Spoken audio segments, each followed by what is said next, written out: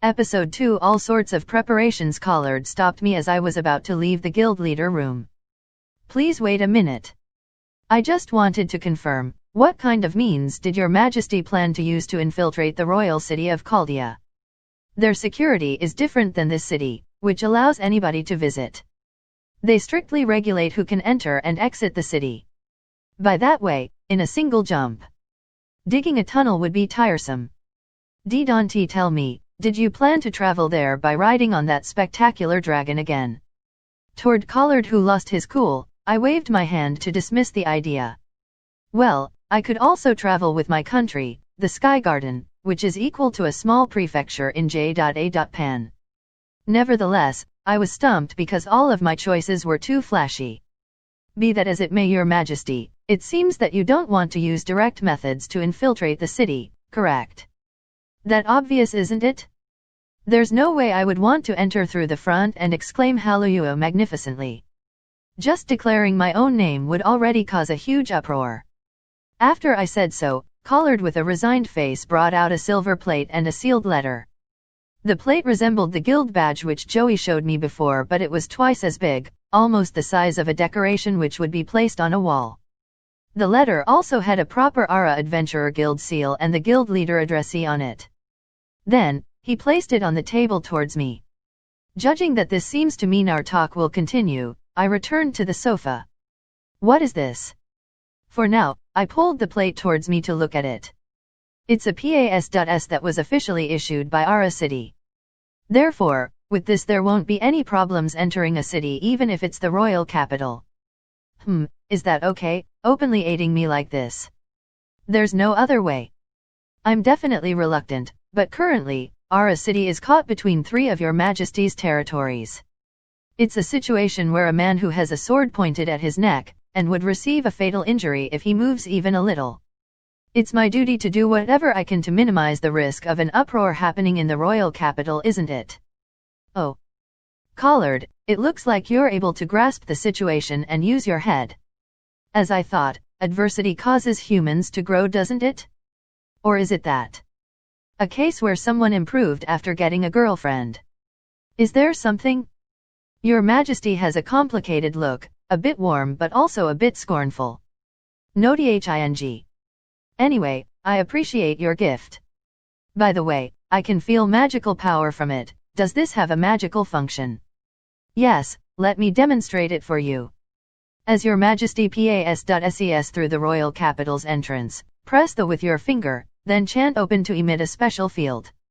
The field can negate the royal capital's barrier for a temporary period of time. Well, I'm sure the likes of that barrier is not a problem for your Majesty, but when it's broken by force, it kind of notifies that there's an emergency. Ah, that reminds me, I also had encounter with that barrier thingy. From my memory there was nothing remaining though, since I destroyed it easily without any problems at all. I didn't know how far it was stretched out, but it probably covered the castle wall and gate. If I attempt to sneak into the royal capital by jumping through it under cover of night, I would unknowingly break it easily and risk my existence being exposed.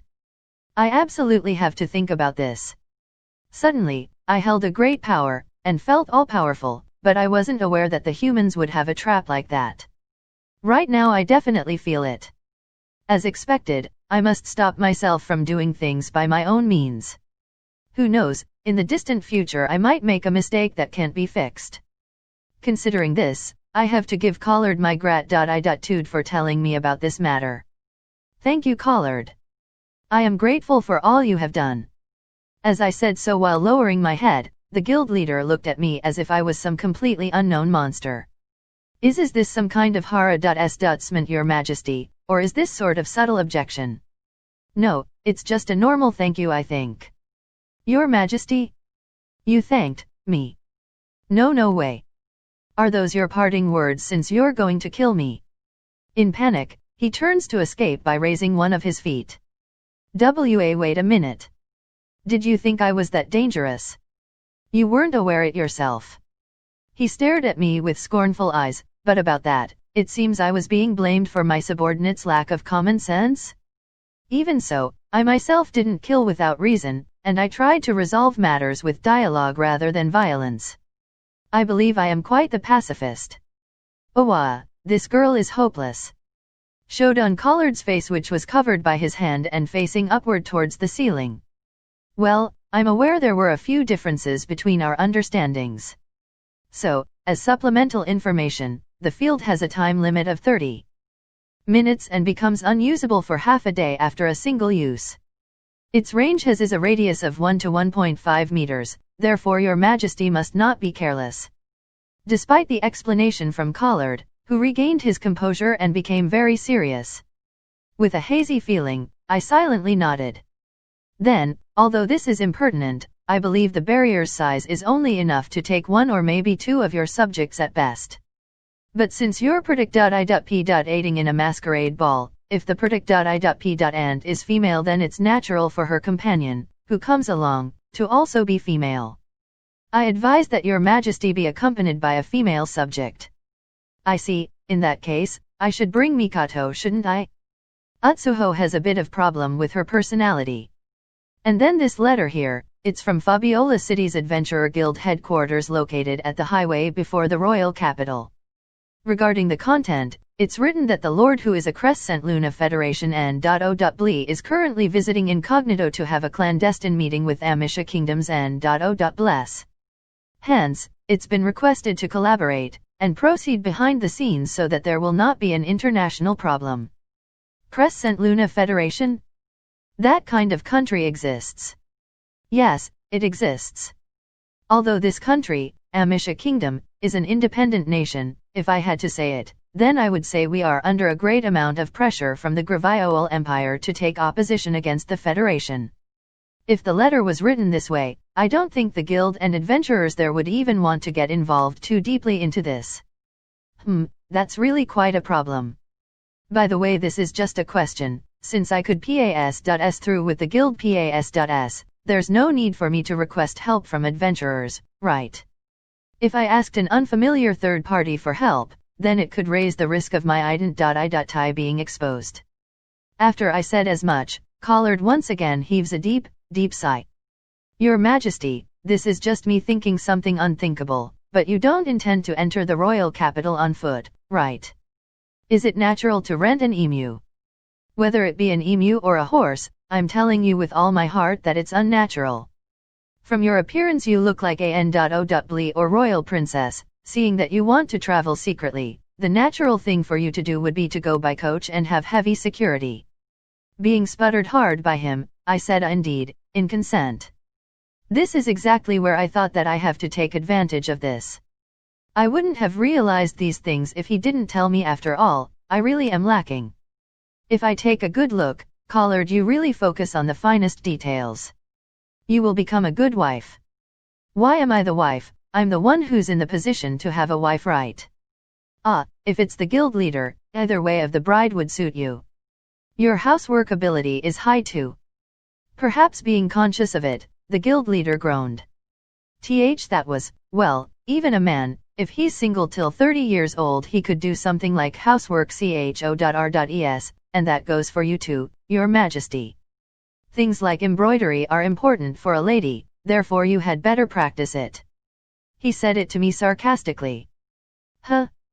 By chance, did he think that I'm not capable of anything besides fighting? If that's the case, it's quite a blow to my pride. I can do embroidery, sewing, cooking, and was .h.I plus ng normally, you know. For you see, I had to work like a young princess since elementary school, and afterward I did everything since I was living alone. Now that I think about it, not having the feeling of relying on others from the start was my biggest flaw. With all due respect, frankly, that's surprising. How rude. If Your Majesty has done that, then it's also natural to have considerable experience with dancing. I have absolutely no experience with it, but that doesn't matter, right? Because right now it's nothing more than a pretense to have a secret talk with the prince. I'll become a natural wallflower. My reply left Collard flabbergasted for a moment, then for some reason he stood up with a changed expression. This is no laughing matter. Even if you're aiding in this so-called ball as a joke, it's more than just mere embarrassment if you can't dance according to the tune. With a flushed face, For some reason he starts to tidy up the desk, the chair, and the table, and then moves them to the corner of the guild leader room. Well, that would be embarrassing, but there's no need for the guild leader to be in such hurry. It's different when I don't know about it, but after I know it's impossible for me as a gentleman to silently let you off. Being told with that determined tone, I ask him once again with the figure of strongly pressed down. Is that the way it is? That's the way it is. Well then, Your Majesty, please rise immediately. We have no time, so it will just be the basic steps. Let's start at once. While saying that, he opened a music box that he brought out from the room's cabinet and started the music. We're going to start now, right here. Of course. I already said there's no time, right? Stand now, and memorize it with your body.